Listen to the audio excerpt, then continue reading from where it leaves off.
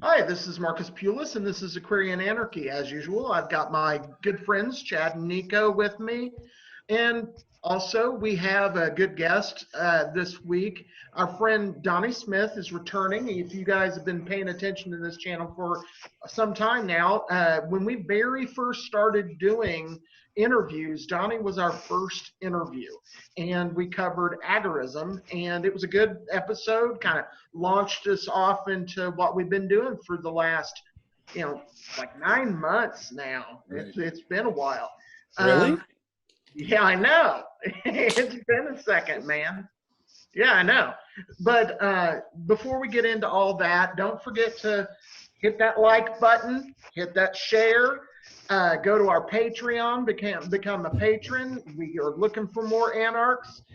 You get special, in this week's going to be a little bit different. We actually, we're talking a little bit before, and Chad went ahead and recorded that. So it's going to be kind of like a before and after hour, anarchy hour, whatever, something. Yeah, it's just going to be the behind the scenes show from now, but we'll still call it after hour, but because I like the name. But yeah, Donnie. So Donnie was on episode 22 of the evolution of the revolution. So yeah, so if anybody wants to go back and check that episode out about agorism, that's a good one to start off. For sure. And but this week we're coming with Donnie because he has a different religious belief, like myself. Donnie is an occultist, and now a lot of people go, "Oh, an occultist! What does that mean?" Just to start with one simple definition, and to give my credentials before I introduce Donnie, I've been actively practicing occultism for 27 years. And I started off when I was 18, actively practicing. I've been studying on and off since I was like 12. So, and really seriously studying since I was 16. So I've been looking into this shit for a little while. And when I say I practice occultism, I mean it. I don't just read a book. I don't just do stuff. I've called angels. I've talked to demons. All those things have happened. We're going to have to talk about that last part. We will. They're not potty trained. I do not suggest. But Donnie is also an occultist, and one of the things that, to throw that definition out, the occult is that which is hidden. It's that simple. It is hidden things. It is things that are not right out in the sunlight. You have to look under the surface to find it. You can be an occultist and be any religion on the planet, because it means that you simply look beneath the surface of the religion to find the hidden truths underneath. And so that's a good one to start with. So Donnie and I have a different background, and I'm going to let Donnie go ahead and kind of introduce himself and tell you about what he has, where he gets his basis in his occult beliefs, and then we'll hand this over. And Nico is also, he started doing tarot, is interested in voodoo, he's interested in, so occultism all over the place with this mug. Oh, yeah. Chad, being a practicing Catholic, will also be able to kind of grill us and talk to us about what we mean when we say certain things and why and those kinds of things, to get at the heart of how occultism and anarchy and freedom and voluntarism are all tied together.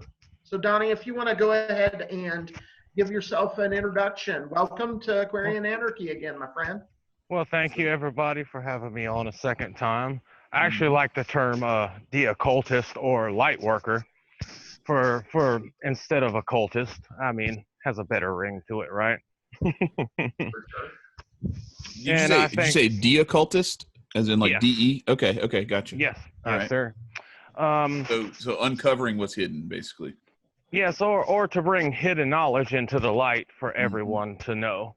And I think a lot of that has to do with morality. And I mean true morality into the world. What is a right? What is a wrong? And I think that's why we're in the mess we're in right now, is because the ruling class has obfuscated the word occult. They've obfuscated the word religion. they have obfuscated the word anarchy, and everything has been twisted up and pulled around backwards. And as for my background, what got me into occultism was actually channeling works. Been through quite a few. Some are, I would call psyops, as most people would say, but some do bring in the truth, and it's up for people to, use the trivium process, learn the truth discovery process, and just discern what's truth in the world. And I think that is a big thing that is really gone in the world, and I hope one day I can be out there teaching all this.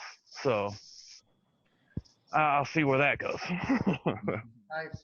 So I guess the first question for you, Donnie, comes from me, and I'm purposefully asking a question that I kind of know the answer to. You mentioned that you got a lot of your information and your beginnings with working like through mediumship and through those kinds of in channeling and those kinds of questions. Can you define first of all, what you mean by channeling, and which entities did you work with, and what were they like?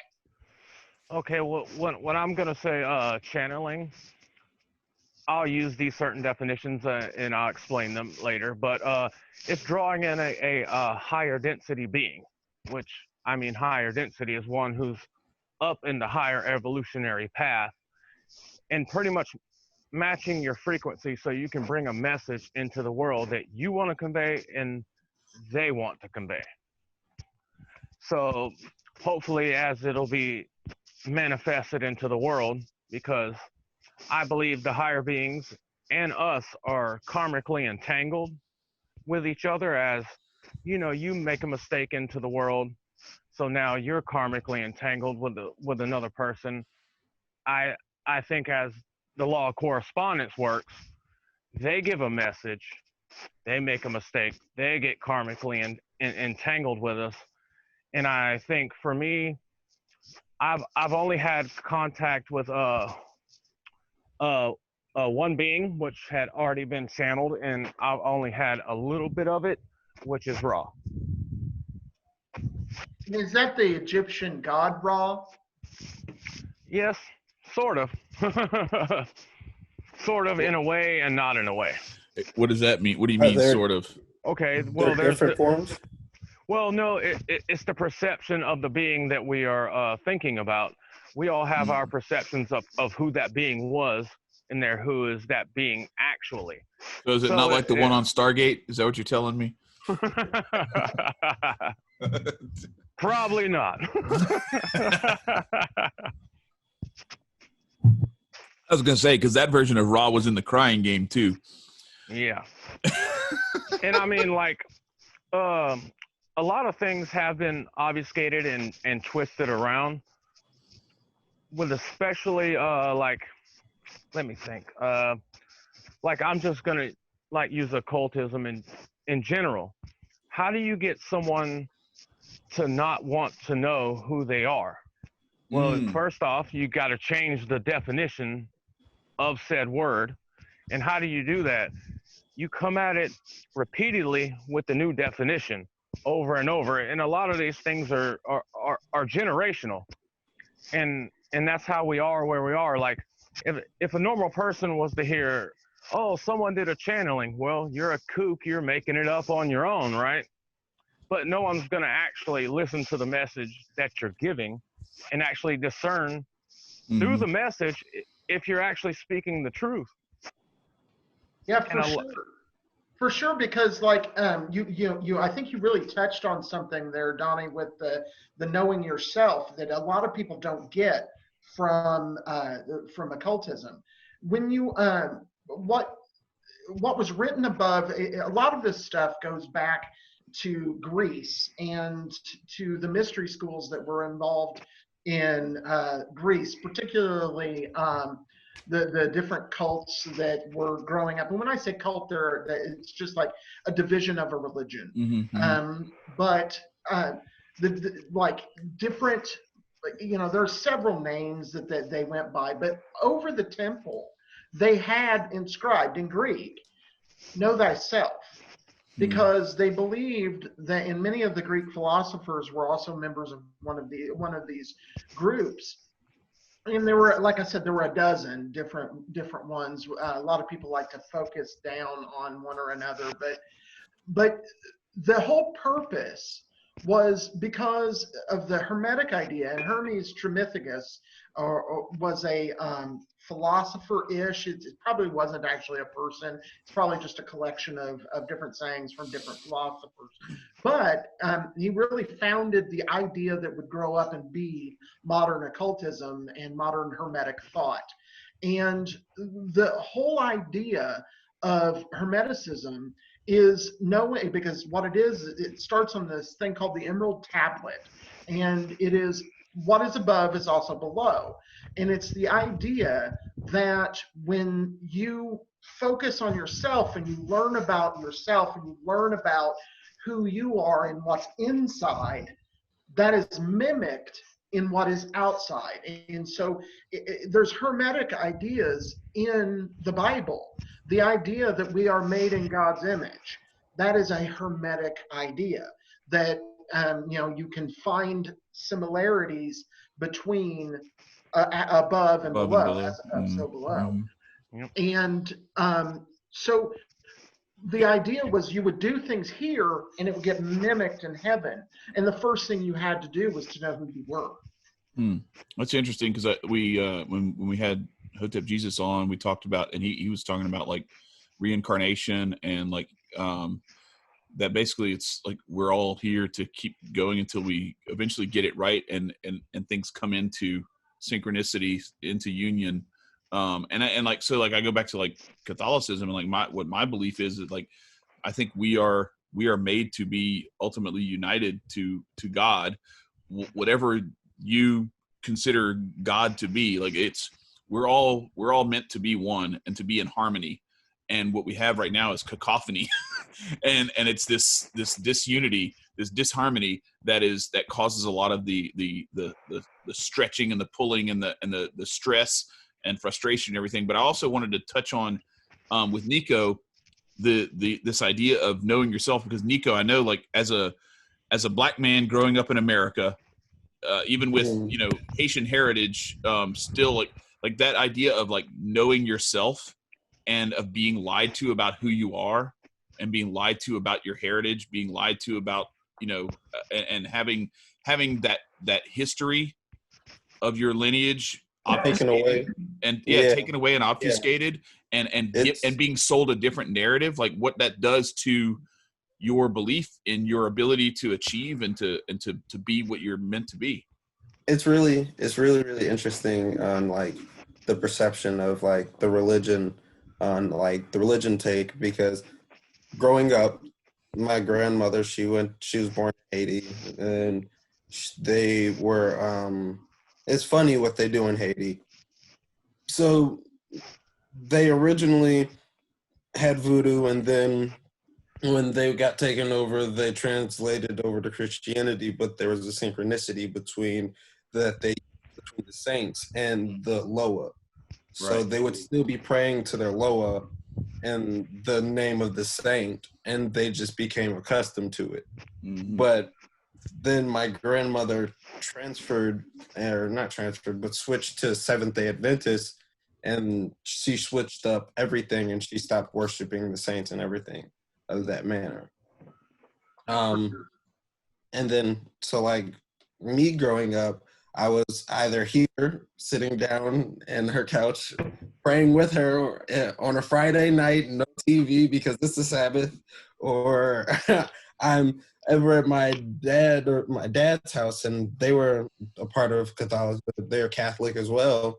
And it just like, I just kind of outgrew it. I just like started reading and learning different things. And then it feels weird, like not necessarily like agreeing with them. Like when we pray, like it feels weird, but I didn't shut up, because at the end of the day, who am I to say that Jesus isn't real? You feel me?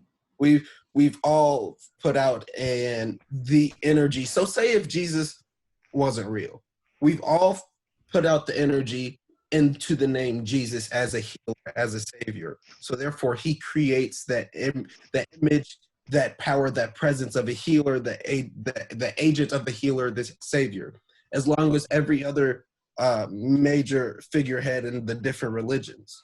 So I mean, I've learned to like start to like get over myself and you know, just bow and still pray, because at the end of the day, it's still good. You feel me?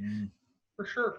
Hey, Donnie, I know from my own occult practice, I do quite a bit of prayer myself. But do you, within your practice, do what you would call praying? Yes, I do praying, but I also think one of the greatest forms of prayer is actually meditation. I think it's part of the way for one to know themselves, one to know others, and to remember partially like the reincarnations that have come before. So I do believe in prayer, but I think meditation is the greatest form of prayer there is. For sure. There's a Gerald Gardner who started like what is commonly known as modern witchcraft, and he taught that there are these different forms of gnosis.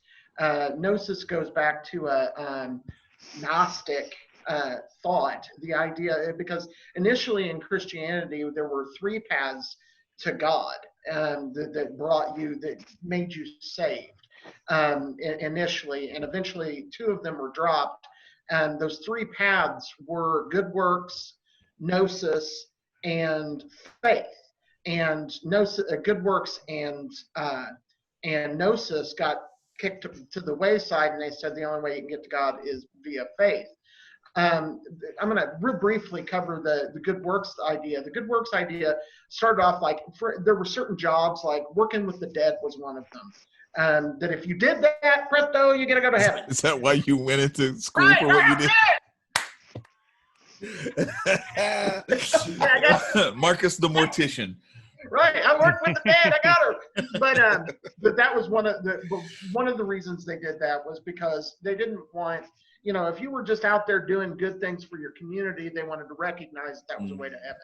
The other one was gnosis, and gnosis is the like an inner knowledge of what God is, okay? And it's more of a mystical term.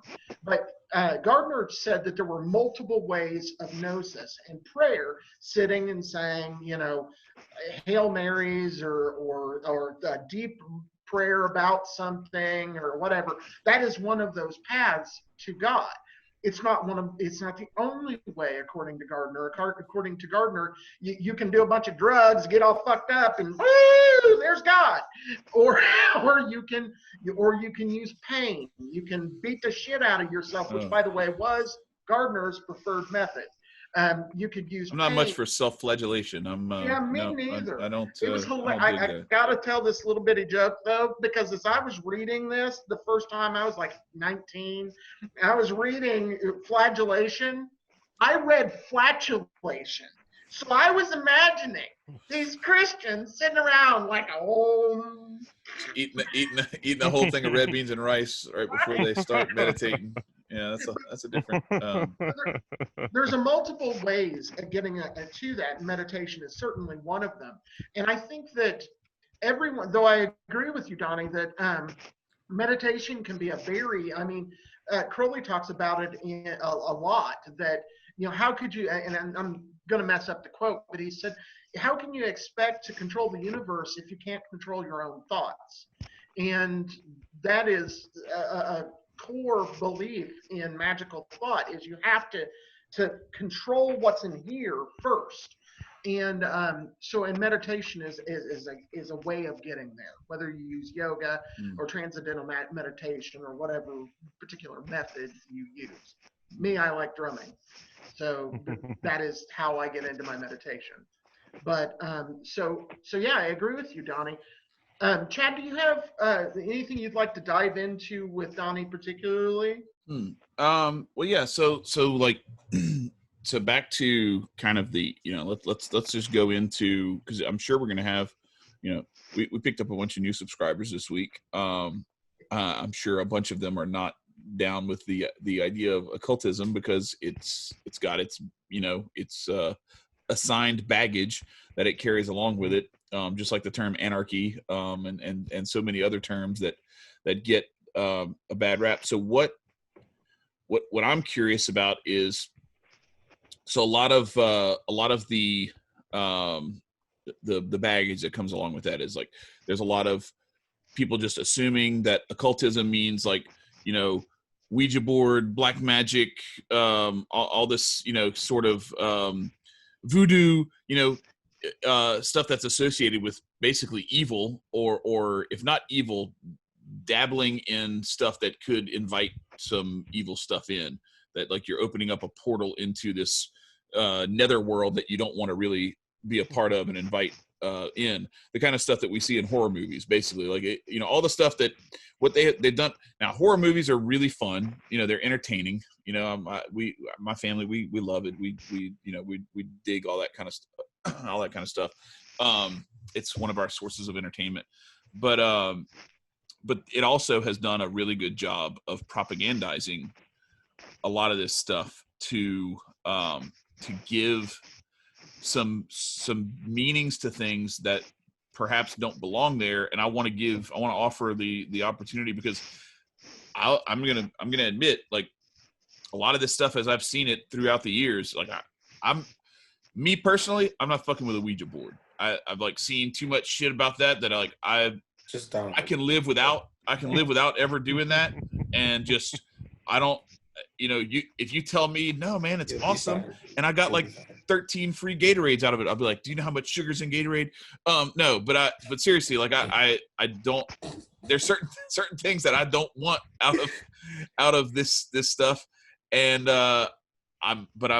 my curiosity is piqued to at least understand where what you and Marcus are talking about, and what, even with like tarot card readings and stuff like that, like what Nico has started to look into, because there's a lot of that. You go down to the French Quarter in New Orleans, there's all kinds of that kind of stuff, palm reading and tarot card readings and all this kind of stuff. And so there are a lot of people who are kind of like, this is cute, tourist, they just think it's like a game, like it's just a joke, it's just some goofy shit that somebody's doing on the side of the road to make a $10 donation or something like that. Then there are other people who are like terrified of it and run the other way and swear they're never coming to New Orleans again because they have that stuff even existing in the first place.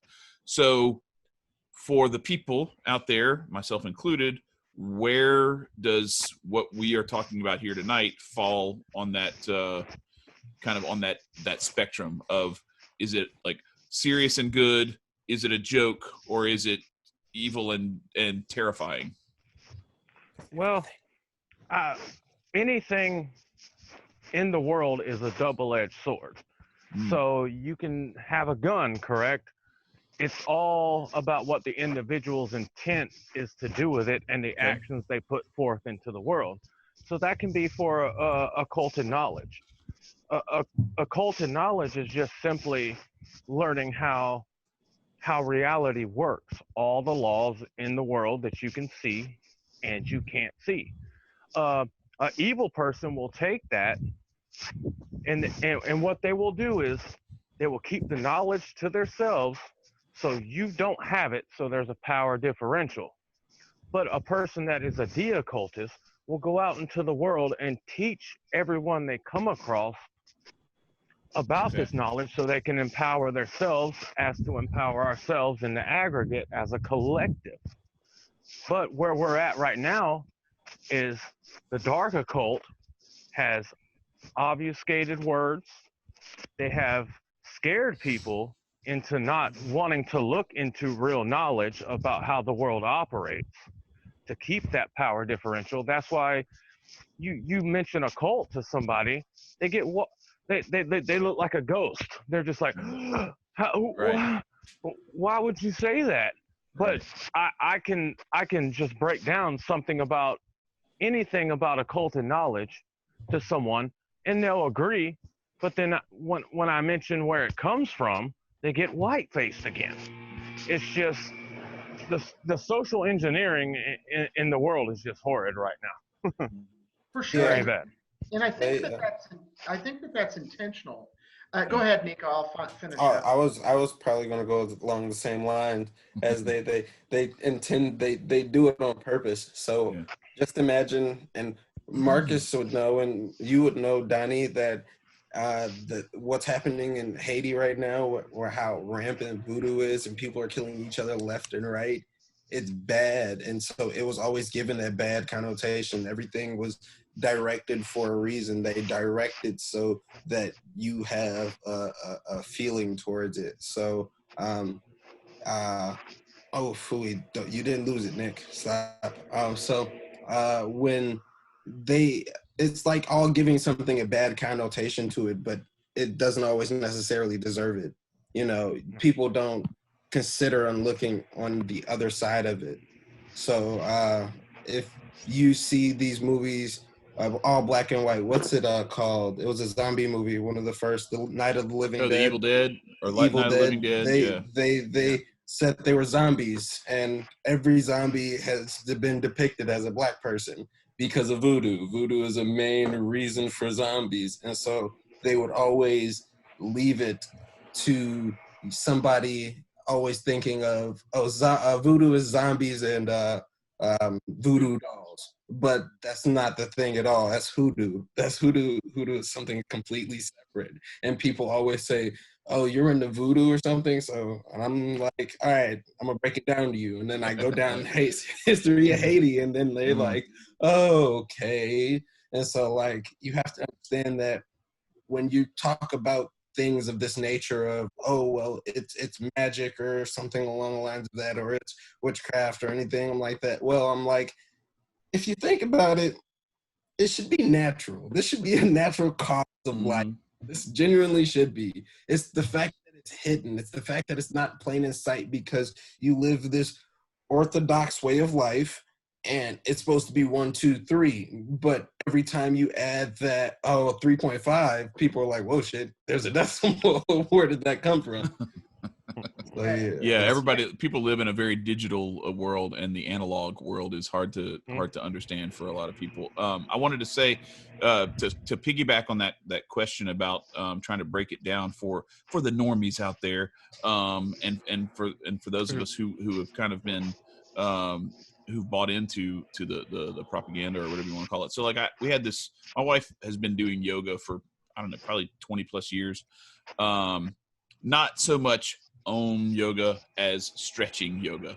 Like they were doing hot yoga 20 years ago before hot yoga was a thing.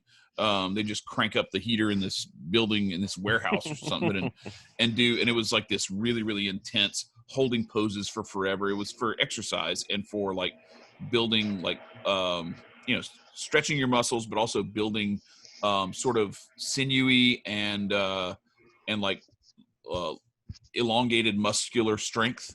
Not so much bulk, but anyway, so one of the things that came out of that is my mom, like, was just like terrified. She's like, oh my gosh, that some of those poses, like a demon can jump into your spine and all this kind of stuff. And I'm like, so to that point, like you were saying, the thing about the double-edged sword, that's why I brought that up, is because whether it's yoga and the poses and like how you bend your body and that a demon can jump in because there's apparently it opens up a hole in your spine or something where it's a demon friendly hole. So from that step, I know. Look, I love my mom, but like this, it's just the propaganda is strong out here in these streets, and sometimes the boomers fall for it all the time. So if this is this double-edged sword that you're talking about, and it's all about the intent, is it possible for someone to have all the right intentions and for them to open a portal unintentionally, unknowingly, unwittingly, and allow something evil to come through when that was never their intention? I mean, I think I'm going to get this one. First of all, the answer to your question very simply is yes, it is possible. Oh, okay. Damn. So demons can jump in my spine from stretching? Yeah. Shit. Yeah, they can. But and it is because. Sorry, Mom. I love you. And that's a hard pill to swallow. Occultism is not safe. If it were safe, everyone would do it. Looking into the depth of what creation is not safe. I had a student one time years ago who her husband came to her and said, "Oh, you shouldn't get into all this stuff because it will, it's evil and bad and all this other stuff, and you're going to get in trouble." I gotta show you what I'm eating. Hang on. Fantastic. Man, voodoo chips. Zaps in the house for the win. Anyway, sorry. Go ahead. That's okay. So, and she said, and he told me that it's dangerous. I said, yeah, it's dangerous. This is not for the lighthearted. When you start looking into what the shadow in your being is, that is, remember, as above, so below. When you look into what is evil in you, you are looking into what is evil in the world. So yes, you can inadvertently do the wrong thing. That's why I do not suggest this for everyone. Getting into magic, getting into the occult is not for everyone. Everyone shouldn't be doing it. Now, to Donnie's point about bringing things into the light, I absolutely agree. And so did Aleister Crowley. He made it his mission to publish as much of the secrets that there were as he could.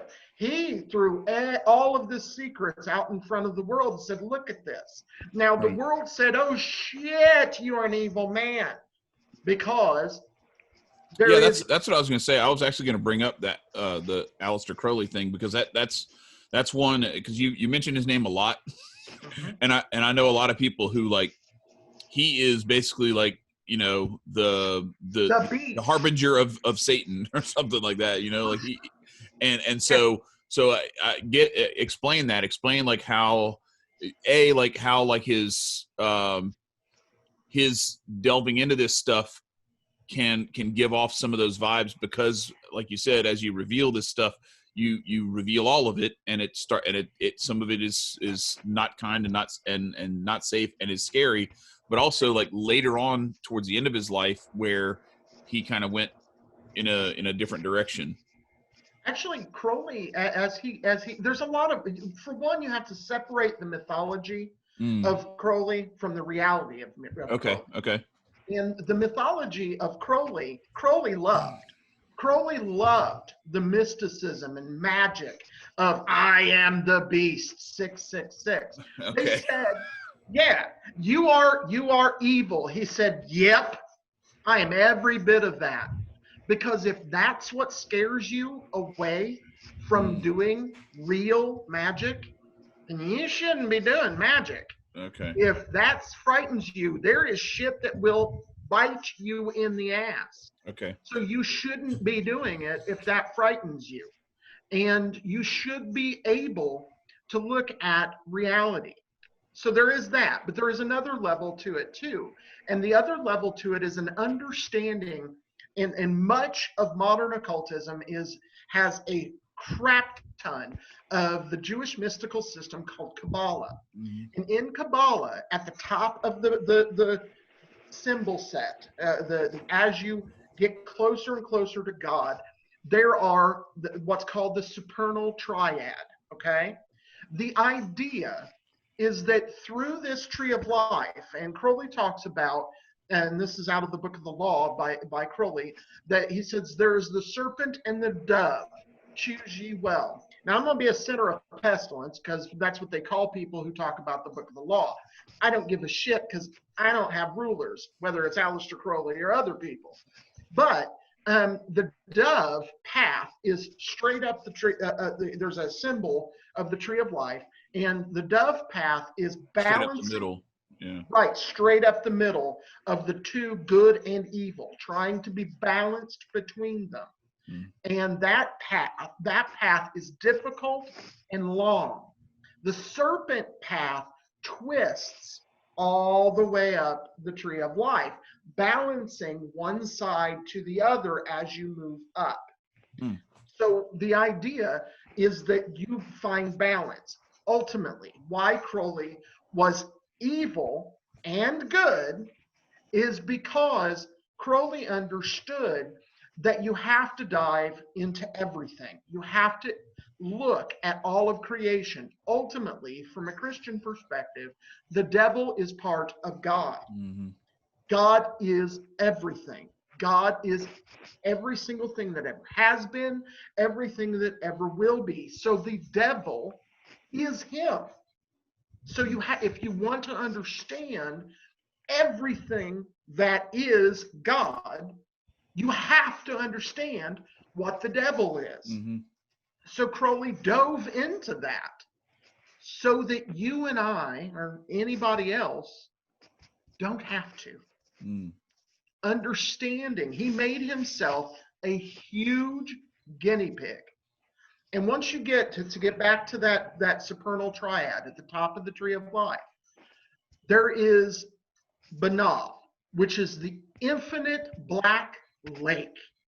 And that infinite black lake is personified by femininity, by evil, by the Egyptian god Set, the adversary, sounding familiar? All those things. On the other side, fallen angel type shit. Yeah. Huh? Fallen angel type shit. Right, fallen angel type shit. On the other side is Hokmah. And by the way, Banal means understanding. Then you have Hokmah, which is wisdom, which is the other side. So you go from one to the other. The other side, wisdom, is Jesus, is the slain gods, is redemption, is purity, is all of the in magical terms, it's the zodiacal signs, it's all of them, it's the wheel, it's the universe. And you have to, in order to get to Kether, which is the crown, that's what Kether means, you have to combine the black sphere and the gray sphere together, because God is all things. So then Adam and Eve, so when Eve takes a bite of the fruit of the tree of the knowledge of good and evil, so that's because you talked about femininity and then the other, the like Set and all these things, and then the other side of that is wisdom. So it's like this combination of these two things that like were at that point they get separated because it's and so it's always been fascinating to me that like that story is told in such a way that it's almost like God doesn't want you to know this stuff, when actually I think that there's like I don't know, it's one of those things I've had a hard time wrapping my mind around, because it's almost like it was a challenge to humanity to come at that a different way and not drink out of the fire hose so that we could actually digest it. But then on the other hand, there's part of me that's like, but why are we interpreting this correctly? Because why would God not want us to know the difference between good and evil? Did he think we couldn't handle it? Is he trying to keep it to himself? Like, what's the answer there? And I don't really have a good answer to that question. I do have this book though. Shout out to Carl the Civil Right for so I'm only on this one, but I'm going to look at the others as well. So I'm because this one's really important right now. We got to figure out how to live in these $9 trillion printing press times. I want to get back to Donnie. Yeah, definitely. But I do need to point something out, particularly when you made the correlation between the Adam and Eve story and the Supernal Triad. There was a really influential occult group called the Golden Dawn, and the fundamental beginnings. There were like 3 different levels of the Golden Dawn. Long story short, it's based in Kabbalah. But the fundamental beginning of that occult group, the symbolism around which is actually the Golden Dawn, the entry part of that order wrapped itself around the symbolism of the Adam and Eve story and the fall. Okay. But yeah, so Donnie, what on that subject of getting into the stuff and how dangerous it is and everything, like what got you to the point where you were willing to dare to go there? Well, since y'all went all on the last one, can I comment on the last thing we were talking about? Because I agree with Marcus and I disagree at some point. Oh, okay. Let's go. All right. Okay. As in when it comes to intent, I don't think that matters. Not one bit. I am of the mind that whatever you manifest matters, because in the end, that is where karma is going to correct you at. And there becomes right and wrong doings. We may have the intent to do so, but what we manifest actually matters collectively or individually. We can look at the world now, and collectively we could say, okay, that's good, right? But we all know it's not. But as to say, like, is God good and evil in the end? Is God and everything in creation? Yes. The whole world is God, down to the plants, to the rocks, to me, you, space, the planets, gravity, so on and so forth. Everything is God, everything is creation. And I'll partly agree with the scientists on sort of the Big Bang. My Big Bang is God wanted to know himself, or herself, if you want to put a gender on it, expanded itself out to know itself. So we're having all these individual experiences, but we're growing back to one thing, which is God, if you want to use the word, or the creator, or whatever term you want to put on it. But I mean, I agree with Marcus with most of it, but I disagree on the intent part. I think that, Donnie, I doubt that we actually disagree. I agree with you that manifestly. Marcus disagrees with you that y'all disagree. Right. Yeah, for sure. Yeah, you're right. Manifestation, you will know them by their fruits. When you say manifestation, you're talking about like you may intend to, like, for instance, I may intend to be a safe driver, but if I'm like driving recklessly, and I may be thinking like in my head, well, I'm being, responsible, and I'm, doing it. But then you smash into somebody, like, you're still responsible for what you did. You fucked up. Yep. Still responsible for that. Whether you intended to fuck up or not, it doesn't matter. Yeah. You still killed somebody, possibly, Right. And I think a good example of how that is, and it's about perspective. Like, for instance, this is actually, to cite my source, this comes from a book called The Agora, which is funny, but it's called The Agora, but in a Hindu sense.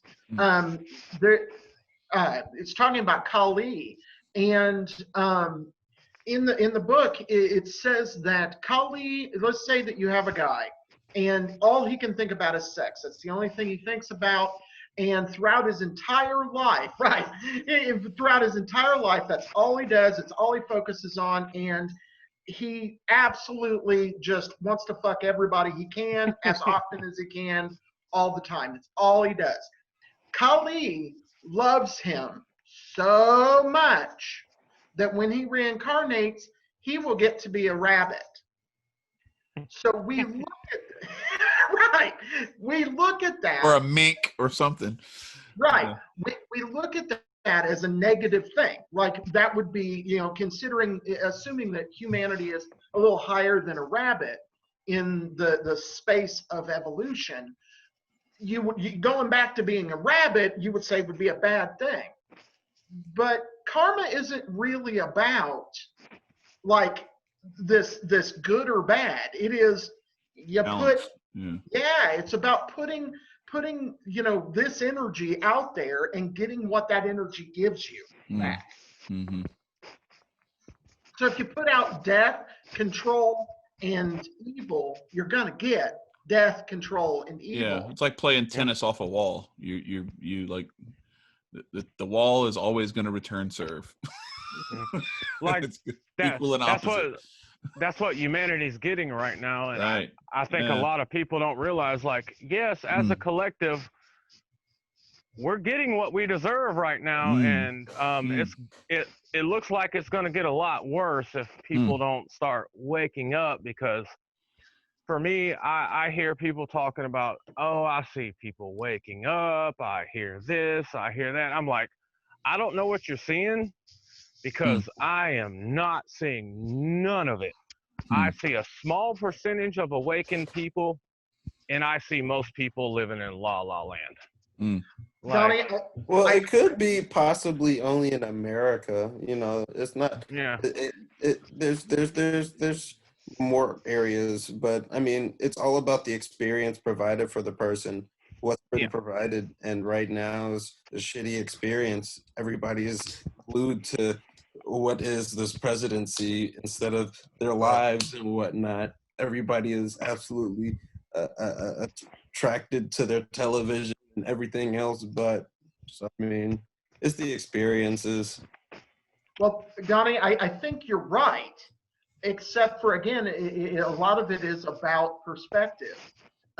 You are absolutely correct. What we have seen is the removing for us, because remember, we still have veils over our eyes.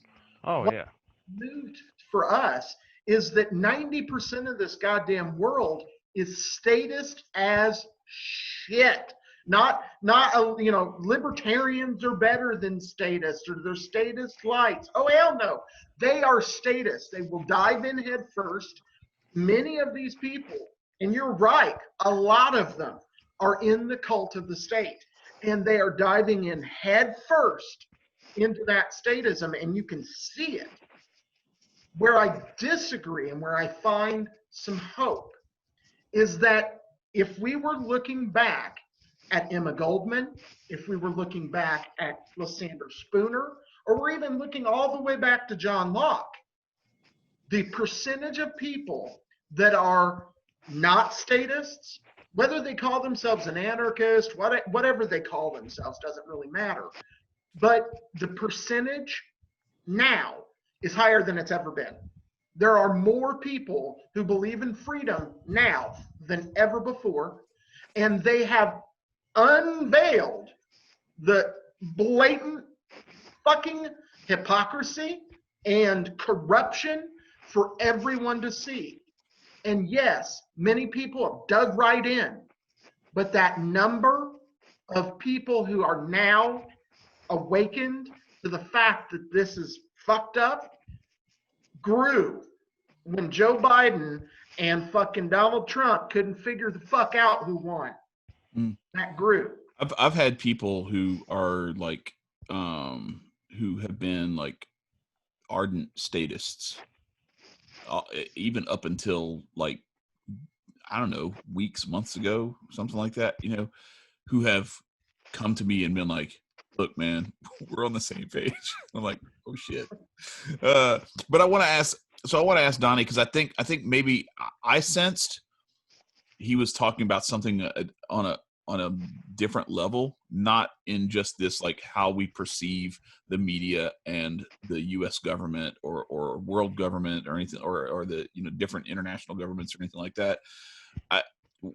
When you said what you said, Donnie, what it made me think of is just relationships, humanity, and how we will, you know, drive by somebody on the side of the road who's fixing their, you know, who their tire blew out, and we'll do, you know, we like to talk the talk, but walking the walk. And I'm speaking to myself here, as I do a lot of the time. You know, I'm trying to give myself a pep talk sometimes, because I can grow in this area. I can do better in this area.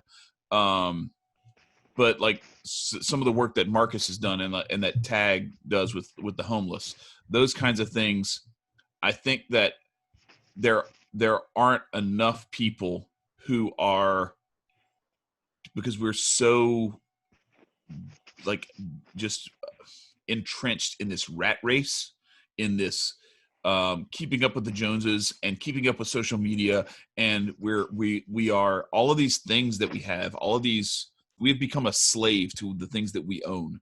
Mm-hmm. You know, it's supposed to be the other way around. Like, you know, the thing that you're supposed to be the controller and the owner of the things that you have, and instead we buy things and we subscribe to things and we become part of things that then become like the owners and the controllers of us.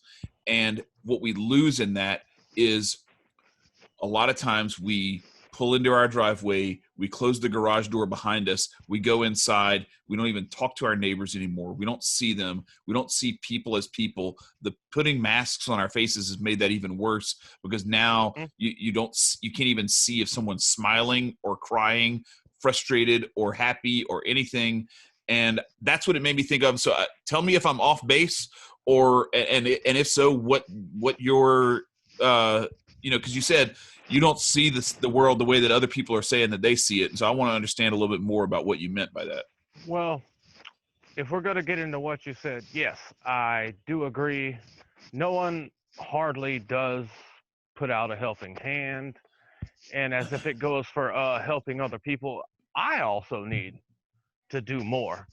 I have knowledge, but I have no podcasts. I'm not out there teaching. I'm not doing seminars. So I also need to grow myself and put out what I have inside, so I get a better manifestation than what I am getting.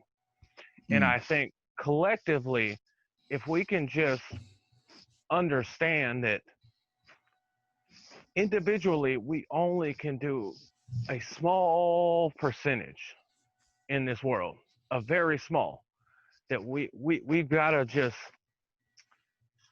and I go through this a lot, it's like we can be on podcasts and we can give people information, but we've just got to figure out what kind of message, what else do we need to do to turn people's minds, because if it's this bad and we're only getting a small percentage of people that were statists, that were believing in slavery, and now they believe in freedom, how hard does it have to get for us to have 60% of the population go anarchist? And what I see is some very bad shit has to happen, like total communism, going in carts and losing your family for people to wake up. Yeah. That's really what I see from most people, that we are going to manifest the hardest reality that we are going to get on the path we're going. Society gets the criminals they deserve. Yeah, well, I think so. A microcosm of that I see is these like little natural disasters and whatnot that have happened over the last several years have been an indication. So, like Katrina was a really bad example of, number one, like the government's failure to manage how, like, when people are thinking these people are who we have to trust to tell us when to get out, where to go, and all that kind of stuff. And then they send them to the Superdome, and they send them to the convention center, and the Superdome gets like all hell breaks loose, and their people are stranded. Instead of like getting them out of town to safety, you know, you have people stranded for weeks on end. That was a horrible government mismanagement. But then I fast forward later on, and I see, so like we had a big flood here in Baton Rouge in 2016, and what I saw there was the same kind of government failure in terms of like how to manage like what people, you know, how to allocate resources and all that kind of stuff, manage that thing. But what I saw was individual good people coming together. You had that's where the Cajun Navy kind of came in and really, really shined. You had people from all over the place who were not affected by it, who drove down with boats, people who drove and brought ice chests full of bottled water and other stuff, drinks and food and everything. And people, so you see these little things. And so what I see is these little pockets of what anarchy looks like. And it only happens, to your point, when some really, really bad shit that the government can't possibly manage on its own happens to people, and people get, but then the problem is, the disaster goes away, and a lot of that stuff goes away because now it's not really, we can just go back to business as usual now, and the insurance companies come in and they take care of, paying the contractors to build people's houses back after they got, after all their friends and family gutted the house for them and everything for free. I did so much volunteer work, helping to gut friends and families' houses and stuff like that. And there were other people who did way more than I did because I had to go back to work and I didn't have time to do that stuff. But what you saw was after that, then what does the government do? They come in and they say, okay, now you have to have a license. You have to pay to get a license in order to be one of these Cajun Navy people, because we can't just have random people coming in and saving people. You got to be able to coordinate with the police and the military and all this other kind of crap. But what I see is like these little pockets of what you're talking about when the shit really hits the fan and people don't have anything else to rely on but each other and themselves. People are capable and people step up and we fill the gap. And so it gives me hope on the one hand, but at the same time, like I kind of see where you're pointing, because I think that like this sort of thing would have to be massive and a long duration in order for enough people to actually say, you know what, like we've been fucking doing this shit on our own without you pieces of shit for 3 years now. The fuck you think you're doing coming over here telling us we need you now? Because when it's only 2 or 3 weeks, people don't even really notice that the government wasn't there for them. They just kind of think like, oh, well, this was help in addition to the stuff the government's already doing. What's that? What, Nico? Short attention spans. Yeah, short attention span. Yeah, short attention span, and also just like a kind of a bias, a regression to the mean that is the status quo. You have an outlier, and then we regress back to the mean. We have an outlier, we regress back to the mean. So then you have, Hurricane Harvey, same thing. Hurricane Laura, same thing with in Lake Charles. They got hit back to back with Laura and Delta, back to back, and it's just it is eye-opening to see how capable we are as individuals and friends and family to help each other out when the going gets tough, but also how tough the going has to get for people to say, fuck the government, we're doing this stuff on our own, and not just go back to sleep right after. Yeah, I think, unfortunately, I fear that Donnie's right. Mm-hmm. Yeah, me too. That's what I'm saying. Yeah, I hope that frankly, Donnie, I hope you're wrong. I don't think you are. And Adam talked about this quite a bit during the campaign, that it's going to take that black swan moment he talked about, and I do think that's true. And if I didn't think we had it this year. I know. Oh gosh, what a missed opportunity. Anyway. But there are examples. To Nico's point about Haiti. Haiti's a shithole. It really is. It is a bad shithole. And the reason it's a shithole, and I covered this in my very first Forgotten Freedom Fighters, because most people don't realize that Haiti was the second free nation in this hemisphere. The United States did it, and then Haiti did it, followed suit, got not permission, but got help from the infant United States government, said, oh yeah, we'll back you up. And all that. The problem was that they were fighting against white men. They made it about race. And when they... We tried to be nice. We tried to be nice and diplomatic. Haitians tried to be nice and diplomatic, and the Haitians were not nice and diplomatic in their. At the very end, we tried to sign some papers, and we were like, okay. They were trying to be diplomatic with the United States, for sure. For sure, I agree. But towards the French government, they were throwing the fuck out. They were. Oh yeah. No, we I mean, they enslaved. I mean, in their defense, I wouldn't have been nice either, Like, what you mean? You have your boot on my neck. I think I would have a gun at your face every time you stepped on my porch. Right. But the point I made in the article was the problem with Haiti is that they traded the tyranny of the white man for the tyranny of the black man, and they kept statism. And that is what has absolutely destroyed Haiti, is statism. And there's proof of that. There's also all that foreign aid that is. There was a lot of that. Is always attached to more boots. Yep, and for sure. But there was and you can see the proof that it doesn't have to be that way. There's a community, and I don't remember, it's been like 3 years ago that I saw, maybe it was 2 years ago that I read this article, but there is a anarchist community in Haiti, in the middle of Haiti.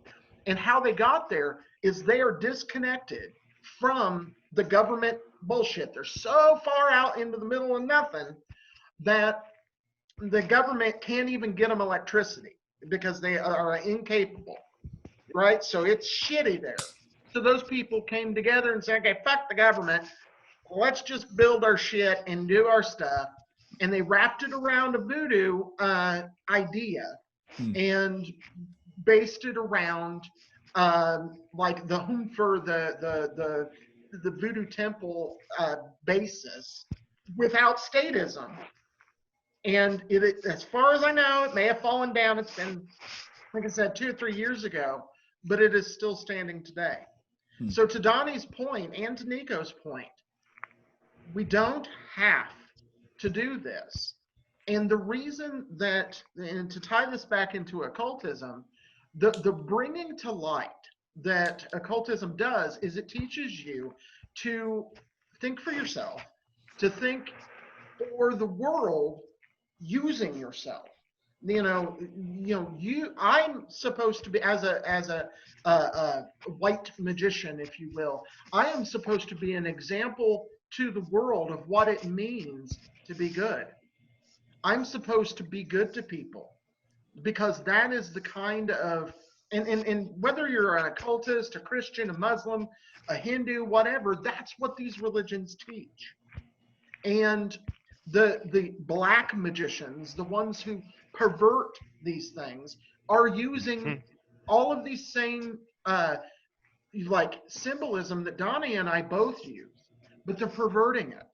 They're using it like the covering your face. Like the reason that occultists wear a hood a lot is because you want to get into that temple space at any moment and become black and nothing but you is there, right? Going into yourself. Well, that can be perverted by status, by black magician, to remove your identity. It's the same symbol, it's the same ritual, it's just used in 2 very different ways. Yep, I would call it a ritual of slavery or mind control, however you want. Same thing, but this is what they always do, don't they? They always pervert everything. Like you take the pentagram for example, which means, earth, wind, air, fire, and spirit. The spirit's at top, but they invert it and put the spirit down bottom. That's what they're always going to do. They're going to invert anything that we hold sacred or true or love, which is all the same thing, but this is their same strategy. It's been over thousands of years. But what's so sad as us as a society, it still works. The same playbook since probably before Egypt has been laid out in front of us, and here we are still living the same thing. It's just, part of me's just got very sad with humanity, that how we are now, that you really can't see what's going on. Like this election was literally how every election has been, or selection. Yeah. They just did it out in the open, and all people could do was cry about it on the internet, and did nothing, and it's very sad. I was talking to somebody today about how there's no way 1776 happens with this group of people. Like no, it's gotta. It's. Yeah. Anyway, what were you gonna say, Nico? I was like, people would rather have Donald Trump out of office and not give a flying fuck. And like, made a tweet. I tweeted this the other day. I'm like, you guys literally just had your constitutional rights like infringed upon, and they're rigging an election in front of your face. Like, this is a slippery slope. Y'all don't know what a slippery slope is. You could say goodbye to your other amendments and everything else that protects the little shiny ass in your house with your nice phones, and your bougie Gucci boots and everything else. Yeah, and this is not a pro-Trump show or anything like that. It's really not. I will say this: it was funny. They had a thing. So, and it's Veterans Day. So like, there's there are people doing these little memes about thanks to the veterans and all this kind of stuff. Or what was the no, it was the Marine Corps' birthday was like yesterday or something like that. Anyway, they had this thing, and it says President Donald Trump at the top of it, and it's like, and he's saluting like this, and it says President Donald Trump says thank you to veterans or something like that. They YouTube or somebody I don't remember who it was, Twitter maybe, put their little disclaimer underneath it where it's like, Joe Biden, the AP called the race for Joe Biden or something like that. And it was like, what the hell is that? Like, And he's still president. he's still president right now. And they still call Jimmy Carter President Carter. They still call Bush President Bush. They still call Obama President Obama. Like, it's like they're trying to pretend like he never was president too. And like, like I said, this is not a pro-Trump show or anything like that. But like, if you can't see how blatant this is, like, if you think about the press and what the press has tried to stand on for so long, that like speaking truth to power and all that stuff, and it's like, no, like this is the exact opposite of that. This just like what all the stuff we've been talking about tonight. Whatever they tell you, they're like the George Costanza of reality. It's like whatever they really mean, they're telling you the opposite. You know, it's absolutely hilarious because they are literally like they are some of the biggest purveyors of the propaganda of the machine. Like they almost do a better job, I think, than the like White House press secretary can do. Oh, they do. Because what they're doing is they're coming at it with this presupposition that they're unbiased and they're truth tellers. Whereas the press secretary, everybody who hates that president hates that press secretary, regardless of who it is, on, you know, depending on which side of the aisle they're on. And so the media is way better at propaganda than the spokesperson or spokespeople. They've been doing it for so long. Absolutely. So guys, it has come up on our hour. Mm-hmm. Why don't we go ahead and cut it here and let people know we're going to dive just a little bit deeper into getting into with Donnie what he sees as how this nonsense with the press. And I want to tease a little bit of my opinion. I think that what Chad's talking about with what the press is doing is intentional. And I think it is to sow discord and to make the Trump supporters even more mad. Mm-hmm. So this has been Aquarian Anarchy. It has been the evolution of the revolution. Again, I want to encourage people to like, share, and Hotep Jesus tells me I need to do this more throughout the podcast. But I'm sorry, I get lost in talking about shit. I'm gonna make a little graphic that comes up and it says, subscribe, like and subscribe, like and subscribe. Can we do one? Go to the Patreon. Like I eat it, like it falls in my mouth and I eat it. Right. We'll see. Maybe. So hey, I will have a mic soon. We're hoping to get Nico. We're hoping to get. I just need to get me a job and stop being broke. As soon as I stop being broke, I'll stop looking yellow and I'll actually have. I like you yellow. It's funny. I kind of like it. But I look like a minion. I have a big old forehead. No, I disagree. I think you look. I think you look cool. I like you yellow. But so this has been the evolution of the revolution. Thank you for watching. If you want to see where we go with this for both before and after this show, you'll have to go to our Patreon and subscribe. It's $5 a month, gets you access to the second show.